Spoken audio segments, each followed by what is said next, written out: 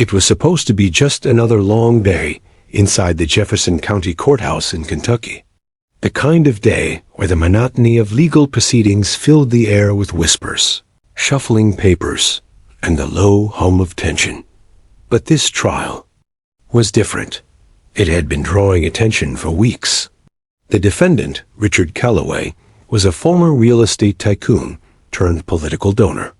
Accused of witness tampering, bribery, and threatening a journalist, Calloway's fall from grace had made national headlines. Cameras lined the steps outside, and security had been ramped up for weeks. The stakes were high not just for Calloway, but for everyone seated in that courtroom. Inside, Judge Helen Martins presided over the case with her usual stern demeanor. She was known to be no-nonsense, respected for her impartiality and discipline. The jury sat quietly, their faces unreadable. The prosecution had just finished cross-examining one of their key witnesses. Tension hung thick in the air. Just outside the courtroom doors stood Officer Jack Daniels, not a name he ever got tired of explaining, with his canine partner, Shadow. A sleek, jet-black German shepherd with years of narcotics and explosives detection under his belt, or rather, harness. Shadow was both respected and feared. He had a reputation. Daniels often joked that Shadow had a better nose than most humans. Had sense. Today, they were part of the added security. Shadow wasn't scheduled to enter the courtroom unless summoned. And that almost never happened. But something was off. Even as Daniels waited in the hallway, he noticed Shadow twitch. The dog's ears perked forward. He sniffed once, then again. His muscles stiffened not with fear, but purpose. Daniels immediately dropped to a knee. "What is it, boy?" he asked quietly, alert now. Shadow took a few steps forward and looked at the courtroom doors. Daniels narrowed his eyes. Meanwhile, inside the courtroom, a strange sound echoed softly just. A faint metallic clink, like something shifting under weight. Barely audible, but enough for the court clerk, Angela Rowe, to notice. She looked up from her notes, eyes scanning the floor. She saw nothing unusual, but a strange faint odor hit her nose, almost chemical. She tried to dismiss it, but something about it unsettled her. Leaning toward the bailiff, she whispered, "Something smells off, metallic, burnt maybe." From the bench, the bailiff, veteran court officer Troy Mendoza, didn't hesitate. He stepped up to the judge and passed along the message in a low tone. Judge Martins frowned. She paused for a second, clearly debating whether to act or continue the proceedings. Then, with a sharp rap of her gavel, she spoke. "We'll take a short 10-minute recess," she announced. The attorneys looked puzzled, but didn't protest. The jury was escorted out. People began rising from their seats, stretching, talking. But behind the scenes, things were in motion. "Bring in the canine," Mendoza told one of the deputies. Daniels was at the door when the message came through. He didn't need a second command. "Shadow, heel," he said, and the dog immediately fell into step, alert, focused, and unusually intense. As the two entered the courtroom, something changed in the room's energy. Shadow didn't wait. The moment they passed the bar, and reached the open floor, the German shepherd jolted forward, nearly yanking the leash from Daniels's hand. "Shadow," Daniels called firmly, but it was no use. Shadow ran toward the bench, more specifically, beneath it. With a sudden, fierce bark, he started scratching, pawing furiously at a specific spot on the floor. It wasn't random. He had locked onto something. His growls turned guttural. He circled twice, then crouched, nose pressed against a narrow seam in the wood. Gasps rippled through the room. A woman clutched her purse, eyes wide. An attorney backed away from the bench. Daniels called again, trying to control his partner, but Shadow wouldn't budge. Judge Martins stood, visibly rattled. "What's going on?" she asked sharply. Daniels approached cautiously, squatting beside his dog. "He's locked on something, Your Honor. He's never done this unless it's serious." The bailiff moved swiftly. "Clear the room, now." Officers began ushering people out. Jurors were hurried through side doors. Spectators were rushed into the hall. The judge was escorted to her chambers. Within minutes, the once busy courtroom fell eerily silent, except for the scraping sound of Shadow's determined paws. Daniels finally got the dog to sit, though. The animal's eyes stayed fixed on the spot under the bench. Carefully, Daniels ran his hand along the wooden floor. It didn't take long to feel it something loose. A sliver of movement. The floorboard had been tampered with. Mendoza returned with a crowbar and flashlight. "Let's see what's under here," he said grimly. With quiet precision, they pried the floorboard back. A soft creak gave way, to reveal a hidden compartment. Inside, a matte black duffel bag, tightly zipped. No tags, no markings. Daniels exchanged a look with Mendoza. "Could be a bomb," he muttered. "Step back," the bailiff ordered. "Call the bomb squad. Now." Shadow didn't move. He simply sat beside the hidden compartment, as if guarding it from the world. Outside the courtroom, confusion turned into panic. People murmured about threats, explosives, sabotage. News cameras rolled. Reporters speculated. Was it a planned attack? A setup? Who planted the bag? Back inside, the room remained quiet. Daniels stood watch over Shadow. The officers sealed off the chamber. The entire courthouse was now on edge, every hallway echoing with the weight of uncertainty. Something had been hidden under the judge's bench, something serious enough for a trained police dog to break protocol and force a courtroom into lockdown. What that something was, they were about to find out. Outside the Jefferson County Courthouse, word spread like wildfire. Something had happened inside Courtroom 3, and it wasn't just another legal twist. Officers blocked the entrance, and whispers turned into speculation. Reporters hurried. Messages on their phones, piecing together rumors. A dog had gone wild. A bag had been found. Some were already calling it a bomb scare. But inside that silent courtroom, the real drama was unfolding behind locked doors. Shadow remained seated by the exposed floorboard. His head was low, but his eyes never left the black duffel bag resting in the narrow hollow under the judge's bench. Officer Jack Daniels stood beside him, one hand resting on the dog's collar, the other gripping his radio. "Dispatch, this is Unit K9-4, he said calmly into the device.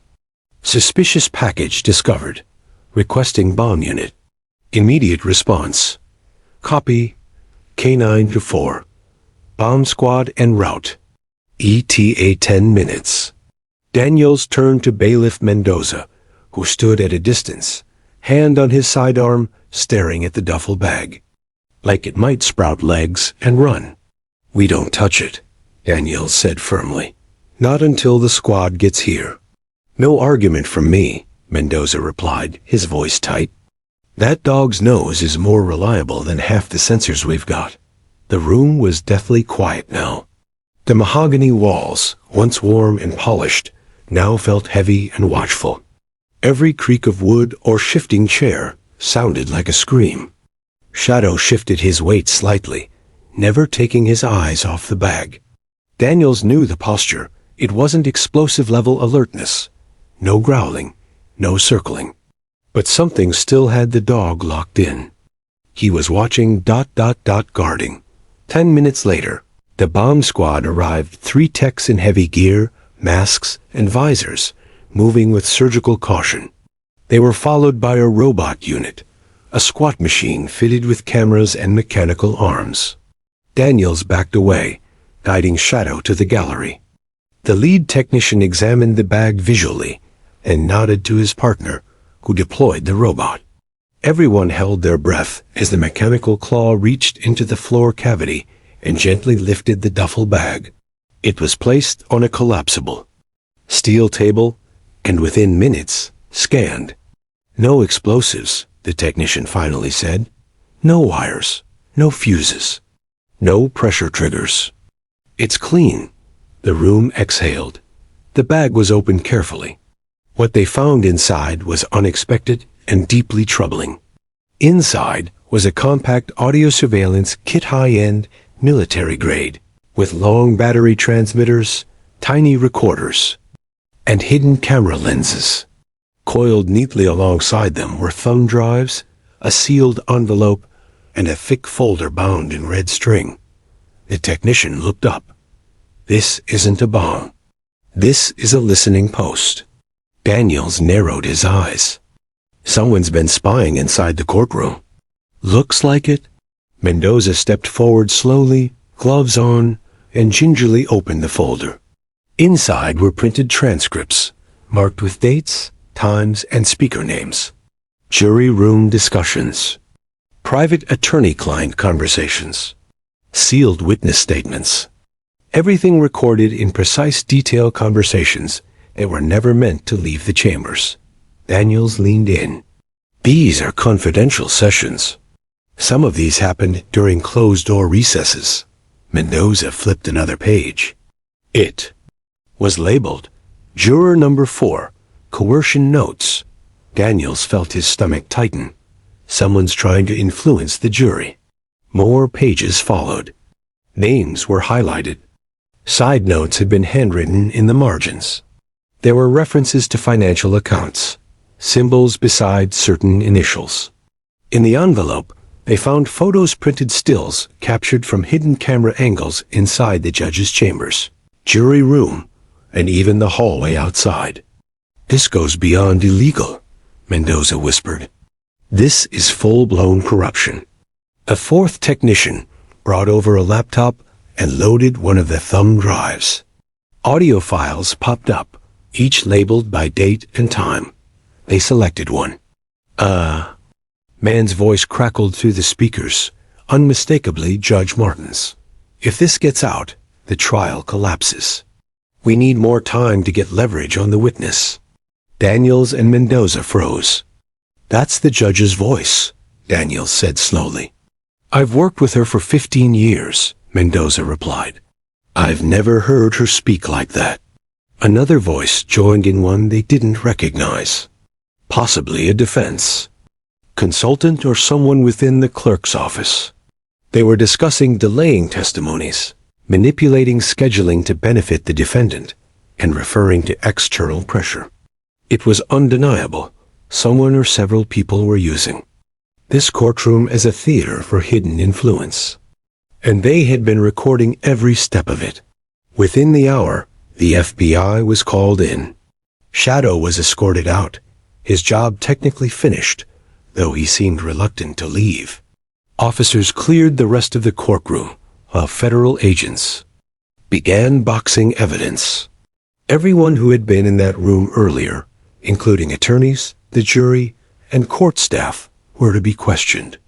Daniels gave his report, and Shadow was temporarily placed under the care of a fellow officer.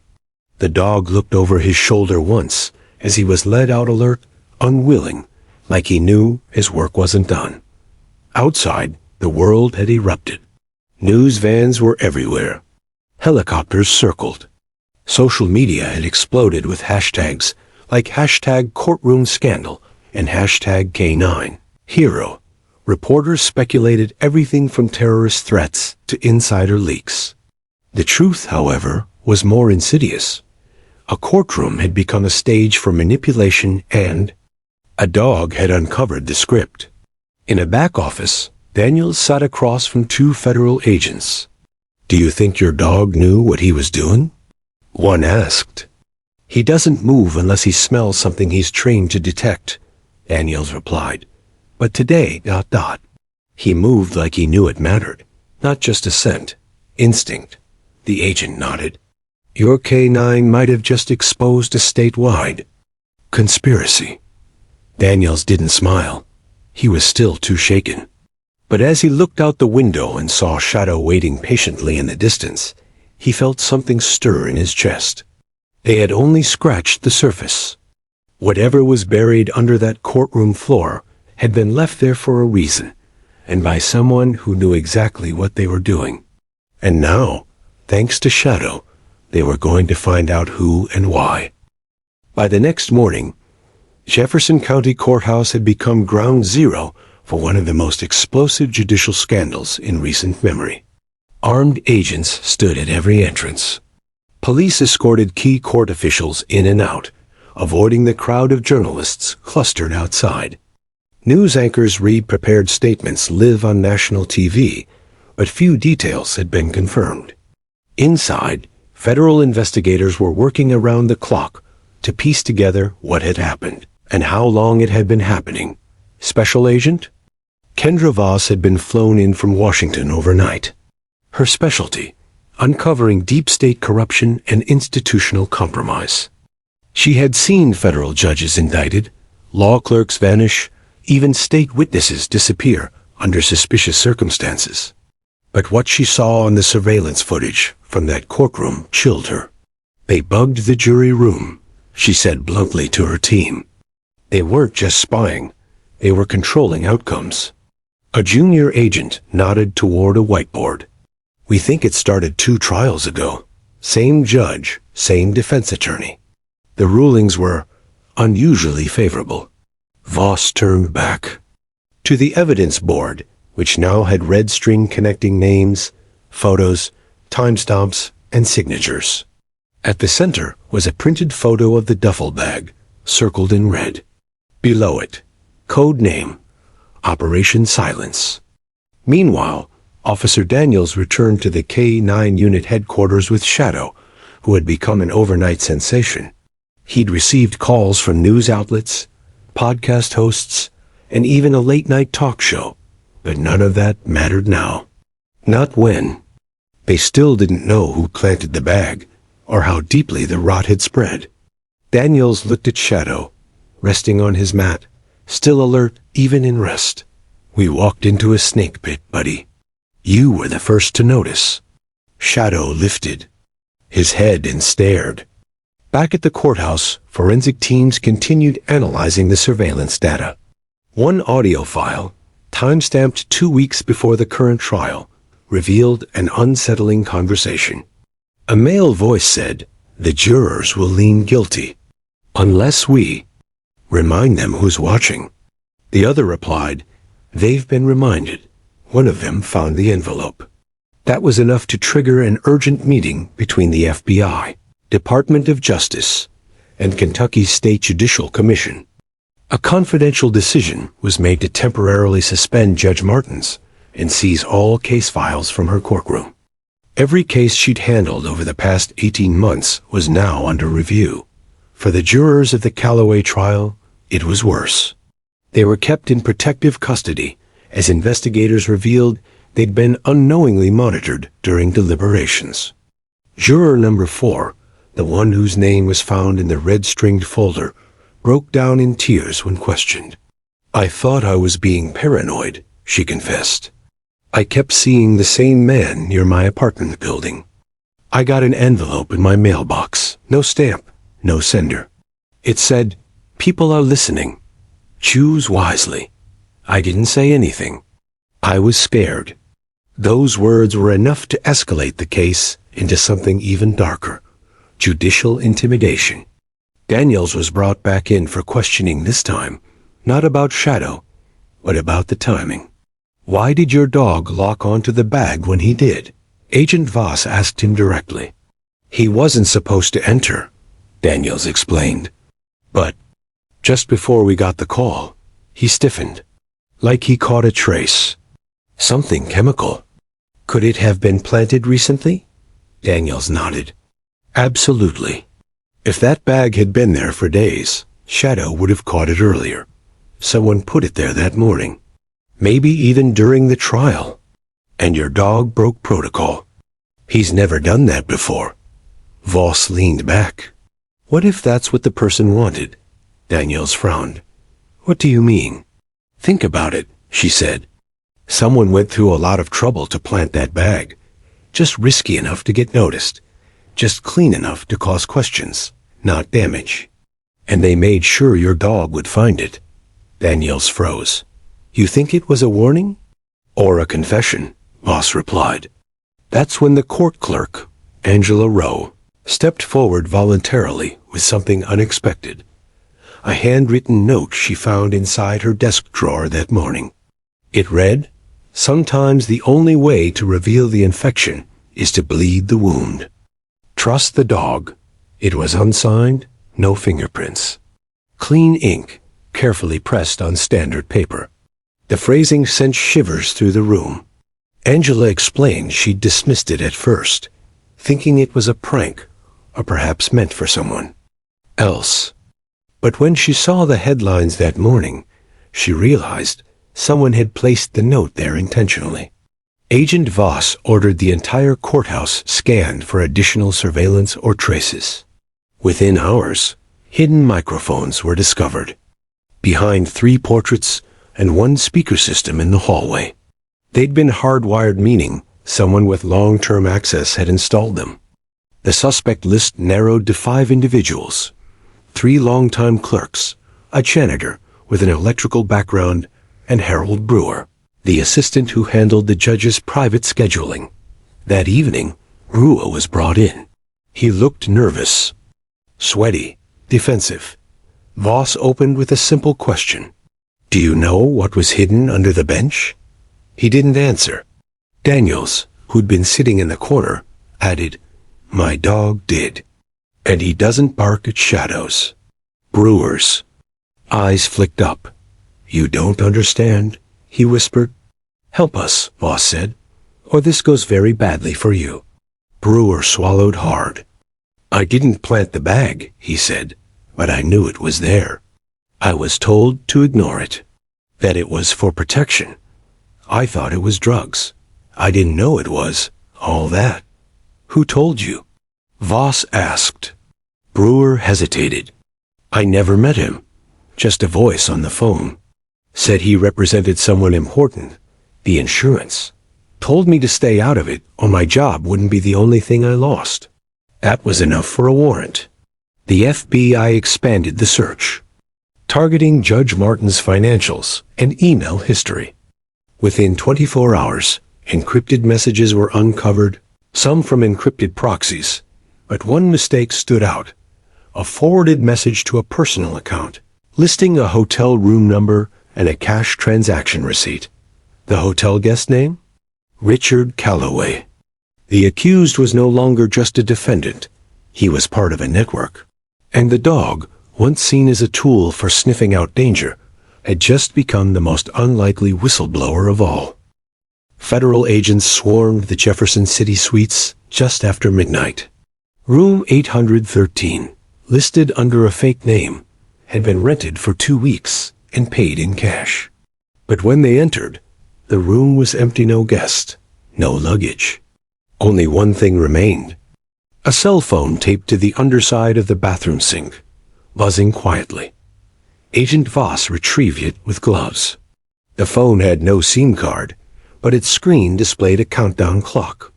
2 minutes remaining. Her team backed away as the forensics expert connected a secure reader. As the clock hit 0, the screen flickered, then went black. But just before it shut down, an image flashed, a symbol. An eagle perched on scales of justice, slightly altered, stylized. It wasn't an official logo, but it was familiar. Voss's face tightened. Run this through archives, she ordered.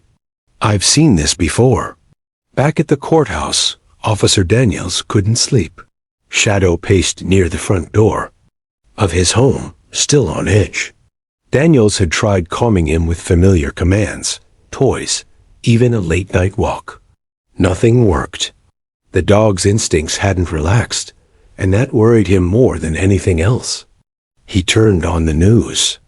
Every major network was covering the scandal. One anchor called it the courtroom conspiracy of the decade. Another described Shadow as a hero, the dog who exposed a silent takeover. But Daniels knew they hadn't even touched the real truth yet. The files found under the judge's bench were disturbing, but they felt like bait. Something bigger was lurking behind them. The next morning, a report came in from the courthouse surveillance archives. The day the duffel bag had appeared, security footage from the judge's private elevator and service hallway had been wiped. 3 hours gone. Just a blank screen where video should have been. Whoever had planted the bag had access to the building's security systems. That narrowed the suspect list again. Voss stared at the erased footage and clenched her jaw. You don't cover your tracks like that unless you've done it before. Her team went back through prior trials Judge Martins had presided over. One stood out. A civil suit between two real estate developers, one had mysteriously dropped. The case mid-trial then disappeared. The plaintiff was a man named Felix Moran, a contractor from Indiana with a reputation for pushing boundaries. But he hadn't been seen publicly in over a year. When Voss checked his financials, she found something startling. A $250,000 wire from an account linked to Callaway's company, sent 2 days before Moran withdrew the case. Coincidence? Unlikely. She looked up. This isn't just about Callaway. He's a pawn. There's a bigger system protecting him. Meanwhile, Officer Daniels brought Shadow to the FBI field office for another debrief. But something happened. In the lobby, as they entered, Shadow stopped. His posture stiffened. He growled low and unmistakable while staring at a woman exiting the elevator. She froze. Her name tag read Sandra Kessler, Judicial Oversight Liaison. She gave a tight smile. Is something wrong with your dog? Daniels narrowed his eyes. He doesn't growl unless you give him a reason. She scoffed, stepping past him briskly. Shadow didn't lunge, didn't bark, but tracked her the entire way with ice-cold intensity. Voss came out moments later and saw the tail end of the interaction. Daniels nodded toward the elevator. Shadow doesn't like her. Good. Enough for me, Voss muttered. We'll look into her. As it turned out, Kessler had worked as an internal communications officer for the judicial branch for 10 years. But over the past 6 months, her digital footprint had gone dark. No social media, no phone metadata. Even her emails were scrubbed every 24 hours. That wasn't normal for someone in oversight. Voss got a quiet subpoena for her records.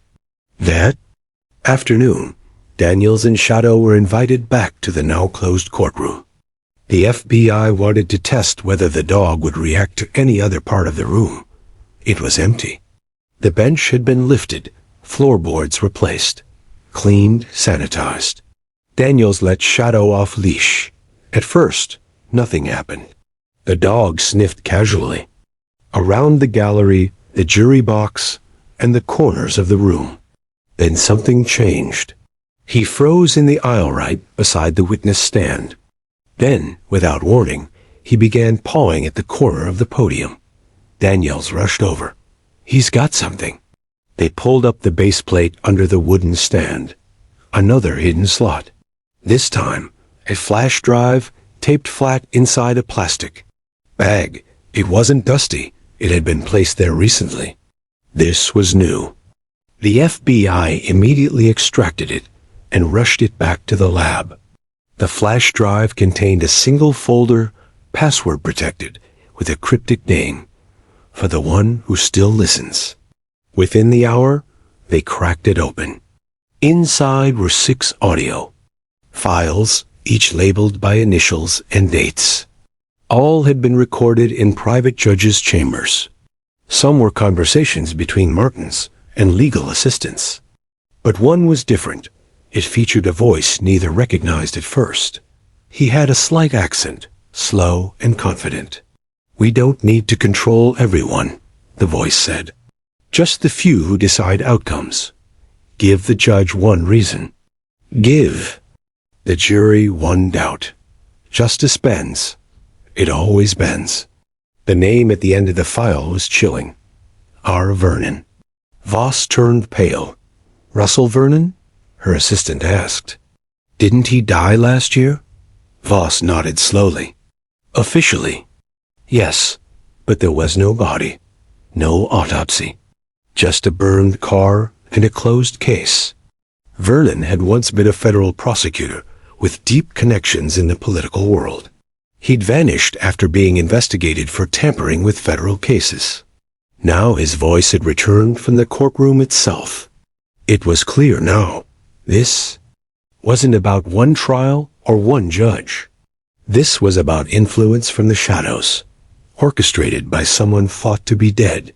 And somehow, through instincts and unseen signs, a dog had led them right to it. Agent Voss stood motionless as the audio file ended, the chilling voice of Russell Vernon still echoing in the room. It was unmistakable calm, calculated, and terrifying in its confidence. Officially, Vernon had died in a fiery car crash near Denver a year prior. But no remains had ever been conclusively identified, and the file's existence changed everything. Either he had faked his death, or someone was using his name as a warning. The team scrambled. A task force was established immediately, with Voss at its head. The focus shifted from a single corrupt trial to a potential national threat one.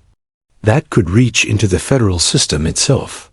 Shadow's discovery had torn open something far larger than anyone anticipated. Daniels sat in the break room of the FBI field office, sipping stale coffee while Shadow rested beside him. A dog hadn't relaxed in days. Daniels gently scratched behind his ears. You still feel it, don't you? He murmured. Something's still wrong. Shadow's eyes remained fixed on the door. Back in the command room, the FBI cyber team began digging into the encrypted thumb drive further. Deep within a hidden folder, they uncovered a spreadsheet marked Watch List Candidates. The document contained over 70 names, judges, prosecutors, and jurors, with personal details, financial data, and vulnerabilities. It read like a manual on how to control the justice system. At the top of the list, Judge Helen Martins. Her vulnerabilities were marked in red: a son in medical debt, a personal loan from a shell company linked to Vernon, a vacation home registered under an alias. The implication was devastating. Martins hadn't been coerced. She had chosen her role. Agent Voss exhaled slowly. She wasn't a pawn. She was a player. The evidence now pointed to a coordinated network using data, threats, and personal leverage to manipulate courtroom outcomes. Daniels listened quietly as Voss gave the briefing. Shadow sat by his feet, still alert. One agent joked nervously. It's like someone built a secret judicial economy. But this was no game. Then came the next break. A court assistant remembered something odd about Harold Brewer, the man who had confessed to knowing about the bag, but claimed ignorance about the bigger plot. 3 months ago, she'd seen him in the parking lot, talking to a man who looked exactly like Vernon. At the time, she hadn't thought twice, just assumed it was someone unrelated. A composite sketch was drawn and matched with Vernon's older photos. It was nearly identical. Surveillance from a nearby ATM showed the same man walking across the street that same day, wearing a cap, sunglasses, and a gray coat. The timestamp proved it. Vernon hadn't vanished. He had simply changed the rules of the game. Voss called Daniels into her office. We need you and Shadow at the courthouse tomorrow, she said. Not for patrol. We're running a quiet sweep. Someone left that flash drive on purpose. I think they want to be found, but by the right people. Daniels raised a brow. You think there's a whistleblower? Maybe. Or someone inside Vernon's network who's losing faith. Either way, your dog's the only one who seems to know where to look. The next morning, just after sunrise, Daniels and Shadow entered the shuttered courthouse under FBI escort. The building was eerily silent, halls dim, files boxed, and stacked like relics of a ruined temple. Daniels let Shadow off-leash again, giving him full freedom to search. At first, Shadow walked slowly, methodically. He sniffed the courtroom doors, hallway vents, and empty conference rooms. Then, near courtroom 2 unused during the original trial, Shadow stopped. He stared at the floor, then suddenly turned toward the judge's chamber. Without warning, he bolted. Daniels followed, heart racing. Shadow reached the door and began scratching, arcing once low and firm. Agents rushed in. They opened the office and searched thoroughly. Nothing. No packages. No wires. No visible files. Then Daniel saw it. A single sheet of paper on the floor, wedged under the judge's chair. He picked it up carefully. Handwritten in blue ink. The system was broken long before we got here. You're chasing ghosts. Find the ledger. Trust the dog. This was the second message. Clean again. No fingerprints. Whoever was leaving them knew how to avoid detection. And they were using Shadow like a compass, guiding him to pieces of truth no human could sense. The phrase "find the ledger" was the first solid clue. They searched all over the chamber. Eventually, Shadow circled around the bookcase behind the judge's desk. He sniffed once, then growled. Daniels pulled on the shelf. It creaked and tilted forward. Behind it, nailed into the wall, was a false panel. They pried it open. Inside was a slim black binder, the kind used for court notes. But inside wasn't legal language. It was financial, a list of payments, coded under initials, bank transfers, offshore account numbers, dates, and mysterious notes, like secured or compromised. At the back was a final note, sent to the magistrate. Voss's team scanned the data. The payments matched up with decisions across 5 state courts. Bribes, blackmail payoffs, hush money. Each line pointed to cases where verdicts had been swung quietly, subtly, always just enough to avoid suspicion. The ledger was the smoking gun. But who was the magistrate? One of Voss's analysts cross-referenced that title with digital records. An encrypted forum had once discussed judicial manipulation, referencing an entity called the magistrate, rumored to oversee court control from behind the curtain. Daniels asked the question no one else wanted to say out loud. What if Vernon wasn't the head of this? Voss nodded slowly. What if he was just a voice, a decoy, a phantom? Because every system needs a villain, but the real masterminds stay in shadow. And in this courtroom, the shadow had a name. It moved silently, left notes, planted clues, used a dog as a messenger. And somewhere, it was still watching. The binder was locked in evidence, yet its contents were already being digitally dissected across multiple federal branches. Voss and her team worked in a secure FBI substation, cross-referencing the names, account numbers, and annotations with court records spanning nearly a decade. What they uncovered painted a picture far darker than corruption. It was systemic infiltration. The payments were not bribes in the traditional sense. They were part of a tiered system, with lower court judges receiving indirect incentives, mortgage payoffs, anonymous donations to family members, silent stock acquisitions.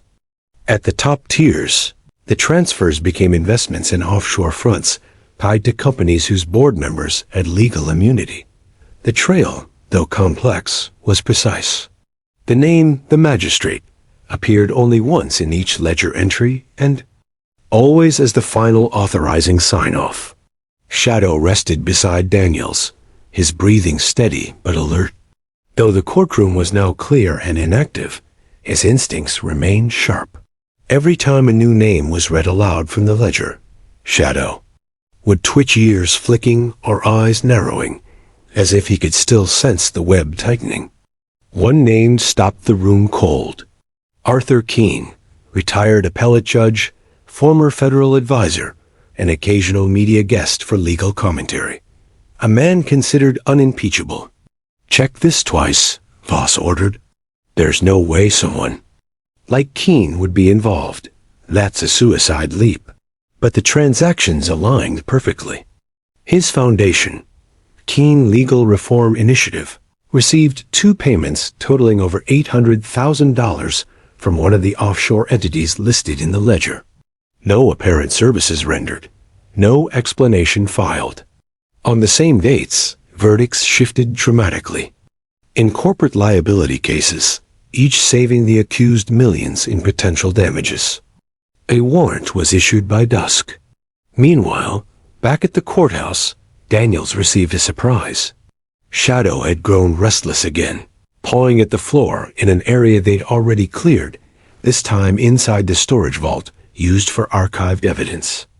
Agents accompanied them as Shadow led Daniels past boxes of outdated case files and broken-down office equipment. He stopped at an old safe wedged behind a steel cabinet. It was covered in dust, unmarked, almost forgotten. Daniels tapped it. Solid. No visible keypad or lock. But Shadow sat down and barked once his signal that they'd found something real. An agent fetched bolt cutters while another checked property records. The safe had been logged as surplus in 2019, supposedly emptied and awaiting disposal. But no record showed it had ever been opened. Once forced open, they found 3 sealed envelopes inside, each marked with wax stamps and labeled only by date. The earliest was from 2017, addressed to someone called R.S. They opened the newest one first 2023. Inside was a single sentence on thick parchment paper. "You only stop the puppet show when you burn the curtain." The message sent a shiver through the room. Whoever wrote it wasn't just aware of the corruption. They were orchestrating it from behind the scenes. The initials RS kept echoing in Daniel's mind. Voss had her team run every combination. Through their network, lawyers, clerks, former agents, even financial controllers. None of the matches made sense. Until someone pulled up a forgotten court case from 5 years earlier. A class action lawsuit involving mismanaged pension funds. One of the claimants? Rebecca Sloan. She'd never shown up for trial. Her lawyer had withdrawn. The judge had dismissed the case, citing procedural delays. And 3 months later, Sloan had vanished from public records.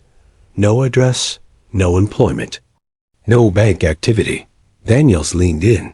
She was the leak. Voss nodded. She tried once, got shut down. Now she's doing it from the shadows. They had to find her. It wasn't easy. Sloan had disappeared so thoroughly, it took a week to find even a potential lead. A tiny cabin rental on the edge of Blue Ridge Mountains, booked every summer by an anonymous LLC. But the agent who handled the reservations recalled one unusual detail. A woman traveling with a large dog. A black German shepherd. Not Shadow, Daniels said. A different one, Voss agreed. She's got her own. A tactical team moved in quietly, surrounding the cabin at dawn. No movement inside. But when they breached the door, they found evidence of recent use: a lit fireplace, 2 mugs on the table, maps with markings and red yarn connecting courthouse names. But the woman was gone. What remained, though, was unmistakable. Pinned to the wall was a corkboard. At the center, a photo of Vernon, the word liaison written under it. To the left, several judges with lines crossing their faces. To the right, a blurred security photo of an elderly man in robes, face obscured, with one title written beneath in black ink. The magistrate. The photo was dated just 4 weeks ago. Voss looked at Daniels. She's not just informing. She's hunting them.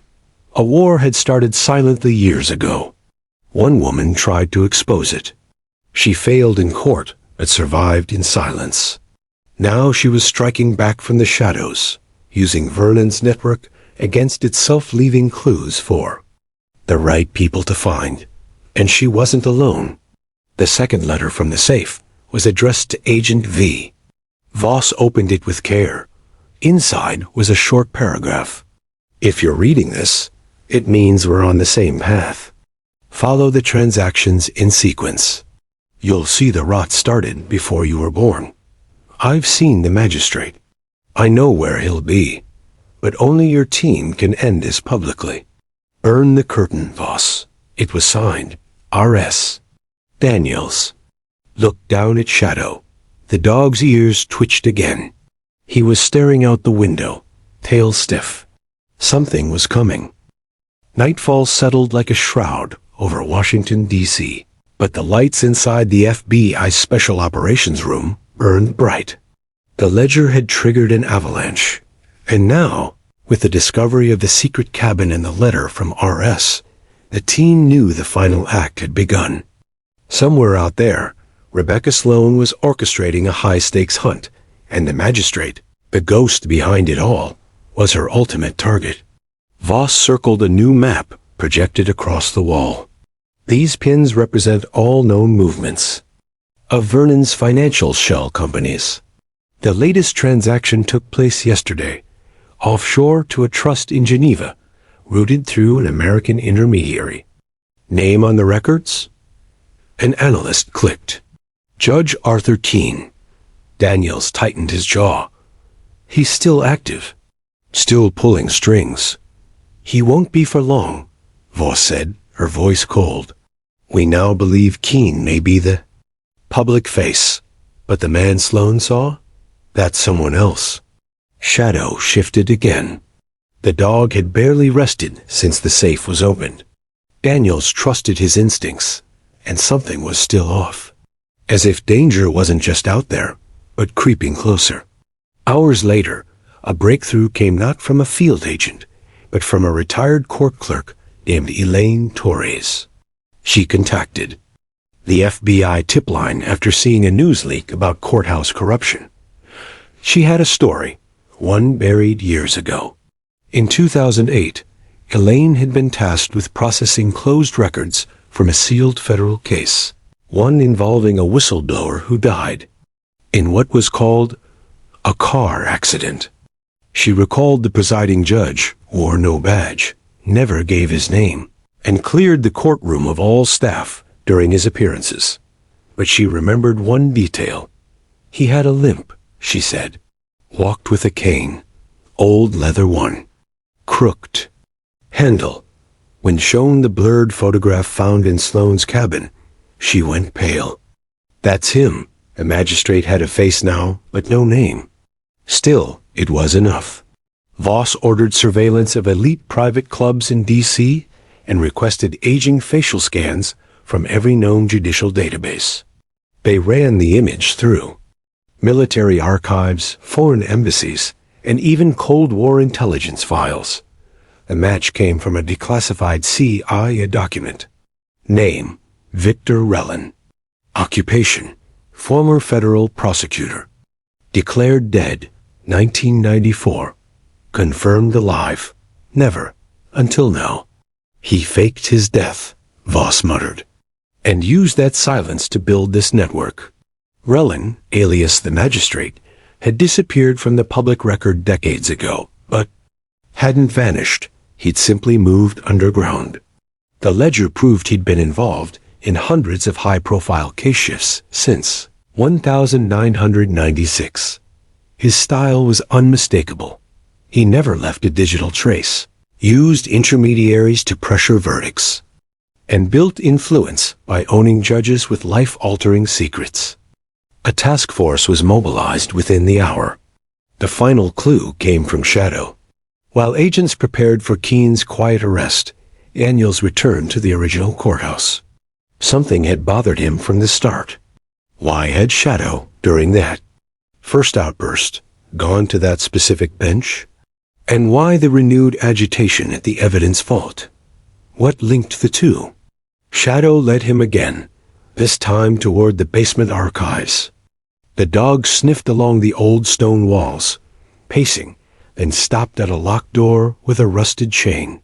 Daniels called for backup, had it cut open, and stepped into a narrow hallway lined with dust and forgotten filing shelves. At the very end, there was a second locked door. No markings, no records. Inside, they found a surveillance room, abandoned but intact. Screens lined the walls, hooked to hidden cameras in multiple courthouses across the state. Not just recordings, real-time feeds. They had been watching everything. The magistrate hadn't just influenced the system.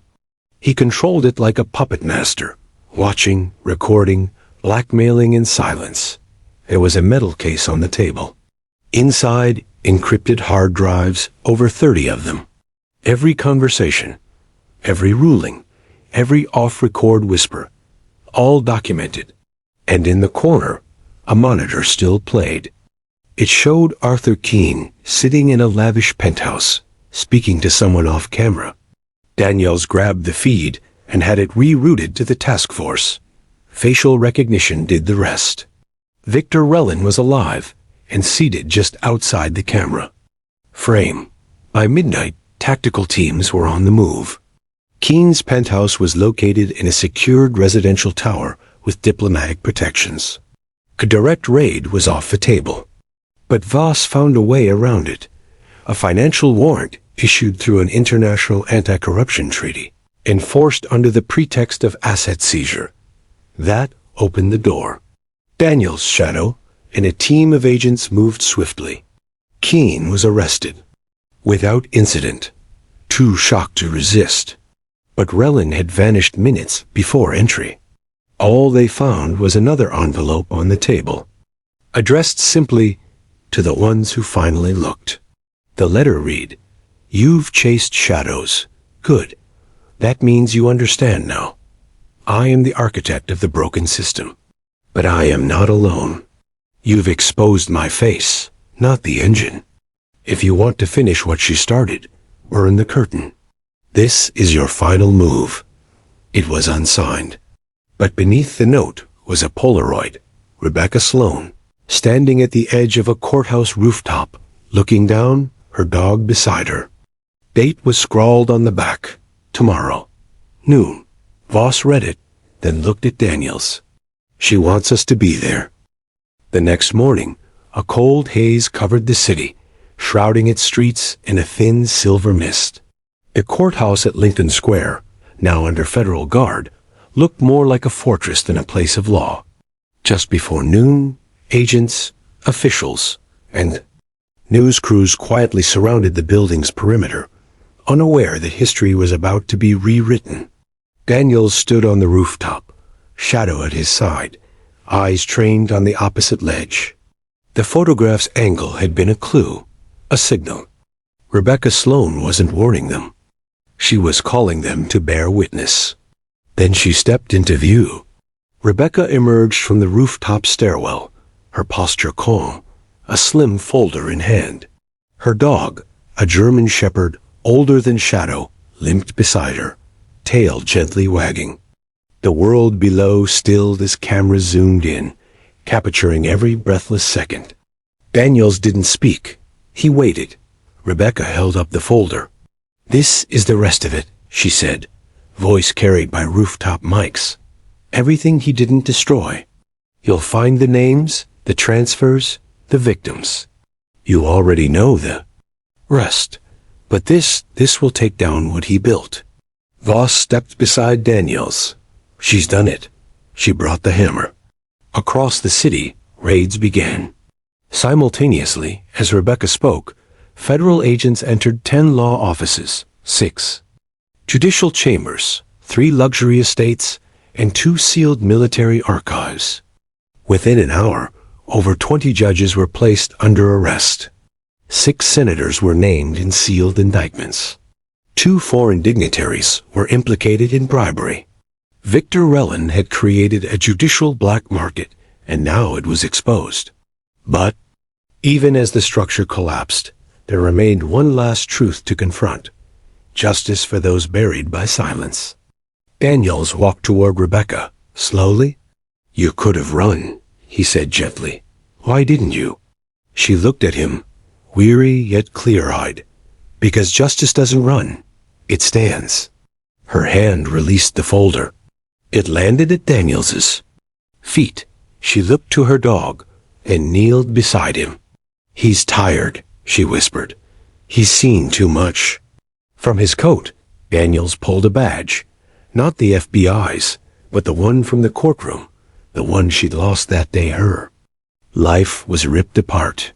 He handed it to her. Rebecca smiled faintly, then stood. "He told me I was just noise." "A warning bark before the system rolled on," she said. "I proved him wrong. You proved him wrong."